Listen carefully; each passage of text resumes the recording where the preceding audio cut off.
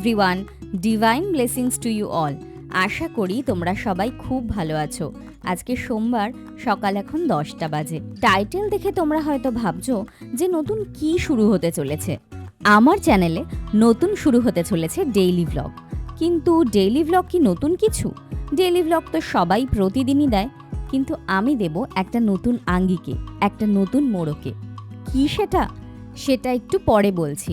কিন্তু এখন দেখো, একে শ্রাবণ মাস, কিন্তু বৃষ্টির কোনো দেখা নেই। আকাশ কি সুন্দর পুজোর আকাশের মতো ঝলমল করছে।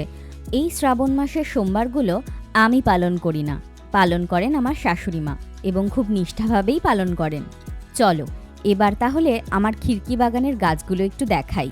এই গাছটায় দেখো কত ফুল ফুটেছে, আর কি সুন্দর রং বেরঙের ফুল ফুটেছে। এই কালারটা আমার সব থেকে পছন্দের।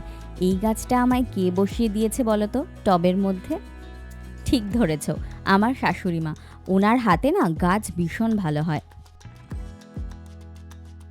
মা এখন স্নান করে আসলো, এইবার পুজোর জোগাড় করবে। এই সবজিগুলো খিচুড়ির জন্য রাখা, আর এমনিতে শাশুড়ি মা আমাদের দুপুরের রান্নাটা করেই দিয়েছেন। ভোরবেলা উঠে এই দেখো আমাদের জন্য মাছের ঝোল আর কিছু সিদ্ধ করে রেখেছেন। উনি প্রতিদিনই জানো তো এইভাবে আমাদের খাবারটা যত্ন করে সাজিয়ে বেড়ে তুলে রাখেন। সংসারে তাই আমার চাপটাও অনেক কম।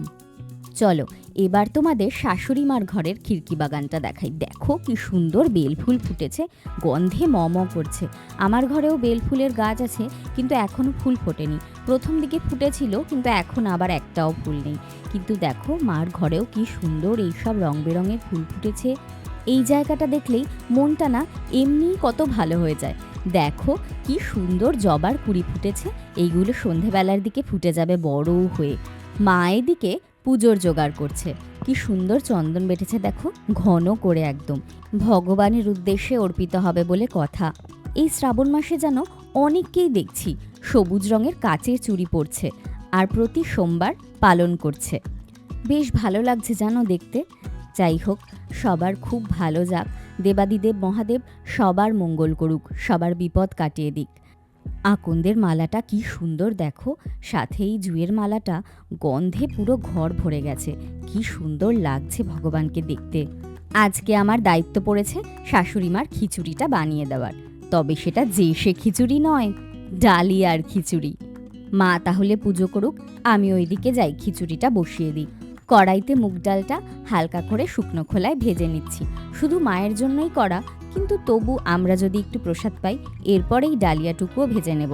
এই ডালিয়া আর মুগ ডালটা দুটোই হালকা করে শুকনো খোলায় ভেজে নিয়ে তারপর আমি ধুয়ে নেব। আগে আমি ধুই না জানো। আর এই ডালিয়ার খিচুড়ি আমার ভীষণ প্রিয়। আমি তো এমনিও খেয়ে নেব শুধু শুধু, সাথে আমার কিছু লাগে না। এই যে এইবার দুটো একসাথে আমি ধুয়ে নিয়েছি। কড়াইতে সামান্য সাদা তেল দিয়ে জিরে, তেজপাতা, শুকনো লঙ্কা ফোড়ন দিয়ে একটুখানি ফোড়নের গন্ধ বেরোলে তারপর সব সবজিগুলো দিয়ে দেব। আমি তো এইভাবেই করি ডালিয়ার খিচুড়ি। তোমরা কে কীভাবে করো জানিও আমায় কমেন্টে। আমি তোমাদের বললাম না যে নতুনভাবে আমি ডেইলি ভ্লগটা দেব। তা কি নতুনভাবে ডেইলি ভ্লগটা দেব তাহলে এবার বলি। আমার চ্যানেলটা তো একাধারে ভ্লগ এবং রিসাইটেশনের, তোমরা সবাই সেটা জানোই। কখনো কখনো রিসাইটেশন দিয়েছি, কখনো কখনো ভ্লগ দিয়েছি। তাই এইবার ভাবছি এই দুটো জিনিসের মেলবন্ধন ঘটাবো। একই সাথে রিসাইটেশন এবং একই সাথে ভ্লগ তোমাদের কাছে তুলে ধরবো। হঠাৎ মাথায় এই চিন্তাটা এলো, জানি না কিভাবে তোমাদের সামনে প্রেজেন্ট করতে পারবো, তবে তোমরা পাশে থাকলে সবই সম্ভব। ডালিয়ার প্রথমে নুন দিয়ে দিলাম, তোমরা দেখলেই। তারপর বিভিন্ন মশলা যেমন জিরে, ধনে, হলুদ এইসবও দিয়ে দিয়েছি। তারপর একটু আদা গ্রেট করে দিয়ে দিলাম। এরপর মিষ্টি দেব, আর একটু কষিয়ে ওই ডালিয়া আর ডালটা দিয়ে দেব। তাহলে আমার আইডিয়াটা তোমাদের কেমন লাগলো তোমরা কিন্তু আমায় জানিও। আজকে এই ইনফরমেশনটা তোমাদের সাথে শেয়ার করার জন্যই এই ছোট্ট ভ্লগটা বানানো। এতক্ষণে মার পুজোটাও হয়ে গেছে। মা এবার একটু পাশের ঘরে গেছে। খবর এসেছে আমার বড় মামি শাশুড়ির খুব শরীর খারাপ, জ্বর আর গায়ে হাত পা ব্যথা। তাই উনি কিছু রান্না করতে পারছেন না বিশেষ। তাই জন্য আমার শাশুড়ি বলে গেলেন তাড়াতাড়ি করে ডালিয়াটা বানাতে, ওনার জন্য একটু পাঠিয়ে দেবেন। তাড়াতাড়ি হবার জন্য তাই আমি প্রেশার কুকারে দিয়ে দিয়েছিলাম। শেষে একটু ঘি ওপর থেকে ছড়িয়ে দিয়েছি। এরপর আমার প্রিয় মহাকাব্যটা দেখতে দেখতে দিন শেষ হলো। তাহলে ব্লগটা এখানেই শেষ করছি। তোমরা সবাই খুব ভালো থেকো। দেখা হচ্ছে পরের ব্লগে।